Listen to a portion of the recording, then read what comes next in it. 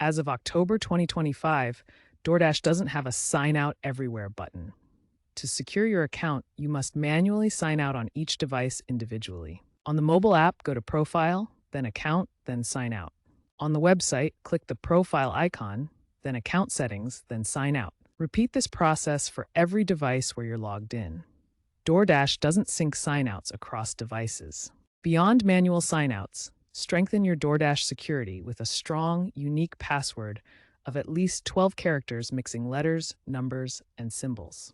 Consider using a password manager for better management. Enable two-factor authentication, mandatory since 2024, which adds a security layer through SMS, authenticator apps, or biometrics to prevent unauthorized access. Regularly check your account settings for unrecognized devices and sign out of any suspicious ones to maintain security.